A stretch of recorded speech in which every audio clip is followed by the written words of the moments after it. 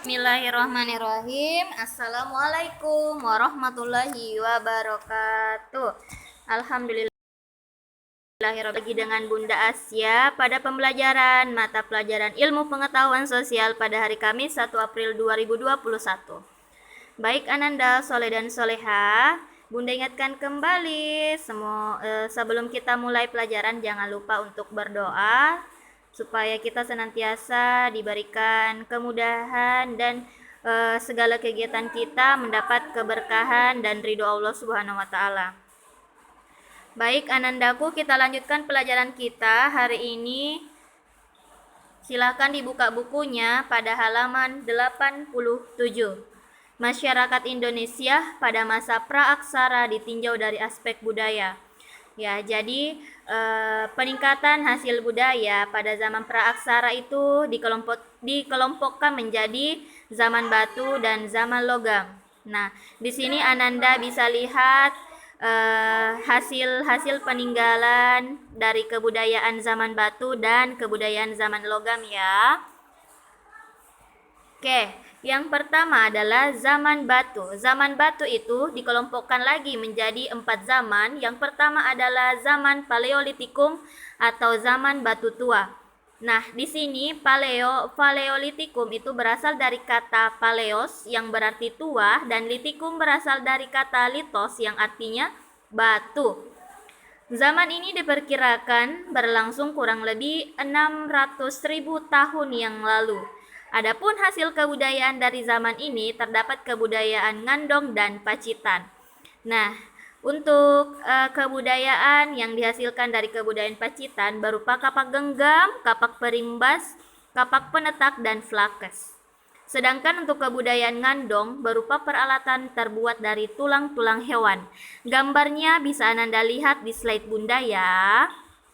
Nah, jadi pada zaman Paleolitikum ini, zaman batu tua, batu-batunya masih terlihat kasar ya, karena pada zaman ini manusia purba belum mengenal teknik pengasahan batu atau alat-alat yang digunakan untuk menjalani kehidupannya atau dalam berkehidupan masyarakat ya. Jadi masih kasar, batu misalkan kapak perimbas. Nah, ini kapak perimbasnya yang digunakan cuma kayak batu besar, kapak genggam. Nah, Ananda bisa lihat gambaran dari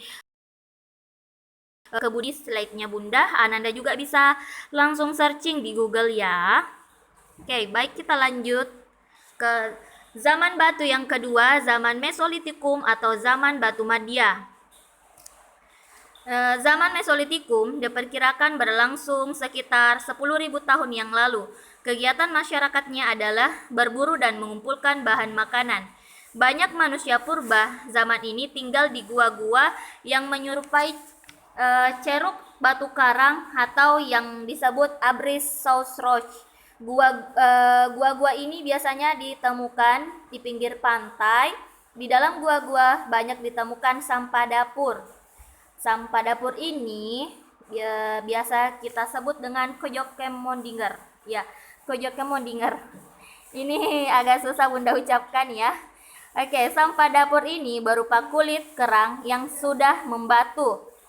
Nah, berdasarkan penelitian para ahli, kebudayaan Mesolitikum di Indonesia dibagi menjadi 3 corak. Yang pertama, hasil kebudayaan berupa kapak genggam, hasil kebudayaan berupa tulang, dan hasil kebudayaan berupa alat serpi bilah. Nah, untuk gambarnya Ananda bisa lihat di gambar. Contoh dari kapak genggam dan gua-gua yang biasa disebut dengan Kojokemondinger. Baik, kita lanjut ke zaman selanjutnya, yaitu zaman Neolitikum atau zaman batu muda. Zaman Neolitikum ini manusia pada zaman tersebut sudah lebih maju. Kemajuan tersebut seiring dengan datangnya rumpun Proto Melayu dari wilayah Yunan di Tiongkok Selatan. Pola hidup masyarakat pada zaman ini sudah menetap. Mereka mulai bercocok tanam dan beternak. Alat-alat yang digunakan adalah diasah sehingga menghasilkan alat yang indah dan bentuk yang halus. Ya, jadi di sini manusianya sudah mengenal teknik pengasahan. Jadi alat-alatnya sudah lebih halus ya. Nah, zaman Neolitikum ini dibagi menjadi dua, yaitu kebudayaan kapak persegi. Nah, kebudayaan kapak persegi banyak ditemukan di Jawa, Sumatera, Kalimantan, dan Nusa Tenggara. Sedangkan kebudayaan kapak lonjong, kapak yang penampilannya berbentuk lonjong. Nah, kapak lonjong ini bisa kita temukan di daerah Papua, Sulawesi, Flores, Maluku, dan Kepulauan Tanimbar. Zaman selanjutnya adalah zaman Megalitikum atau zaman batu besar. Zaman Megalitikum banyak menghasilkan bangunan dari batu besar sebagai sarana pemujaan kepada roh nenek moyang. Nah, yang pertama ada menhir. Menhir adalah tugu atau batu yang ditegakkan dan ditempatkan di suatu tempat untuk memperingati orang yang sudah meninggal. Yang kedua ada punden berundak, bangunan yang disusun secara bertingkat untuk tempat pemujaan terhadap roh nenek moyang. Yang ketiga ada kubur batu, kuburan dari batu yang bentuknya mirip kuburan yang biasa kita temui saat ini. Sarkofagus adalah sejenis kubur batu tetapi memiliki tutup di atasnya. Ya, Ananda bisa lihat contohnya di slide-nya Bunda ya. Dolmen adalah bangunan yang memiliki banyak bentuk dan fungsi, misalnya sebagai tempat sesaji pada saat upacara. Yang keenam, arca batu adalah patung yang terbuat dari batu. Arca batu dapat berbentuk binatang ataupun manusia. Baik, itu tadi pembagian dari zaman batu, ada 4 ya. Bunda lanjut ke zaman logam. Nah, zaman logam ini dibagi menjadi 3, yaitu zaman tembaga, zaman perunggu, dan zaman besi. Zaman logam adalah masa saat masyarakatnya sudah mulai menggunakan peralatan yang terbuat dari logam. Nah, logam tadi sudah Bunda sebutkan beberapa pembagiannya. Yang pertama, zaman tembaga.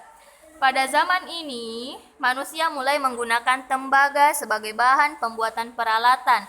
Namun di wilayah Asia Tenggara, termasuk Indonesia, tidak ditemukan hasil kebudayaan zaman tembaga. Yang kedua adalah zaman perunggu. Nah, zaman perunggu ini, manusia sudah mengenal logam campuran yang sifatnya lebih keras dari tembaga. Hasil kebudayaan zaman ini adalah kapak corong dan nekara. Gambarnya bisa dilihat ya, gambar dari kapak corong dan nekara. Nah, kapak corong, kapak logam yang ditemukan di berbagai wilayah di Indonesia, misalnya Sumatera Selatan, Jawa, Bali, dan Sulawesi Tengah, dan Sulawesi Selatan, Pulau Selayar, dan Irian dekat Danau Sentani. Nekara adalah semacam genderang yang bentuknya menyempit di bagian pinggang. Pada umumnya nekara berukuran besar, sedangkan yang berukuran kecil disebut moko. Ya, Ananda bisa lihat di slide-nya Bunda ya. Selanjutnya, zaman besi. Manusia telah dapat melebur besi dari bijinya untuk dituang dalam cetakan sehingga menjadi alat-alat yang diperlukan. Hasil budayanya adalah ya seperti yang digambar, ada kapak, sabit, pisau, cangkul, pedang, tongkat, dan tembilang. Nah, itu kebudayaan dari zaman besi. Kita lanjut, masyarakat Indonesia pada masa praksara ditinjau dari aspek ekonomi. Yang pertama, zaman berburu dan mengumpulkan makanan tingkat sederhana. Ciri-cirinya memiliki akal dan kecakapan yang masih sangat terbatas, hidup di dataran rendah dekat dengan sumber air ya karena mata pencariannya berburu. Mata pencarian pokok berburu dan mengumpulkan makanan, hidup secara berkelompok, jumlah yang sangat kecil untuk saling melindungi dari binatang buas. Hidup berpindah-pindah atau nomaden karena apabila sumber makanan di tempat tersebut sudah habis, maka dia akan pindah mencari tempat atau wilayah yang bisa digunakan untuk menghasilkan sumber makanan. Selanjutnya, alat-alat yang digunakan masih sederhana. Nah, masyarakat zaman berburu dan mengumpulkan makanan tindak lanjut hampir sama dengan zaman berburu dan mengumpulkan makanan tingkat sederhana. Namun di sini sudah memiliki banyak perubahan, yang dimana berburu dan mengumpulkan makanan itu alatnya berupa kapak batu, tongkat atau tombak kayu. Kemudian proses mengumpulkan makanan tidak hanya dilakukan di sekitar tempat tinggal, tetapi mencakup daerah lainnya. Bertempat tinggal di gua-gua, hidup berpindah tempat, alat-alat yang digunakan masih berbentuk kasar. Lanjut zaman bercocok tanam. Nah, pada masa ini telah terjadi perubahan pola hidup yang mendasar dari mengumpulkan makanan menjadi penghasil makanan dengan cara bertani dan beternak ya. Ciri-cirinya hidup menetap di dataran rendah, sudah mengenal bercocok tanam, mulai menguasai cara menyimpan makanan, mulai mengenal sistem kepercayaan, dan alat-alat yang digunakan terbuat dari batu dan bahan lainnya. Kemudian zaman perundagian. Nah, zaman perundagian pada masa ini setiap orang masyarakat sudah mulai melakukan pekerjaan yang sesuai dengan keterampilannya masing-masing. Ciri-cirinya sudah membantu kelompok kerja dalam bidang pertukangan khususnya, sudah mengenal status keanggotaan, sudah mengenal teknik pengolahan logam, sudah membuat perhiasan dari emas, dan sudah membuat tempat beribadah, serta sudah mengenal sistem kepercayaan anisme dan dinamisme. Baik, itu tadi penjelasan Bunda. Untuk tugas hari ini Bunda mau Ananda menuliskan ciri-ciri masyarakat. Ciri-ciri masyarakat di buku tulisnya, ya, masyarakat zaman berburu dan mengumpulkan makanan tingkat sederhana, apa ciri-cirinya? Zaman berburu dan mengumpulkan makanan tindak lanjut, apa ciri-cirinya? Zaman bercocok tanam, apa ciri-cirinya? Dan zaman perundagian, apa ciri-cirinya? Silahkan dikerjakan di buku tulisnya ya. Syukron Ananda, soleh dan soleha. Assalamualaikum warahmatullahi wabarakatuh.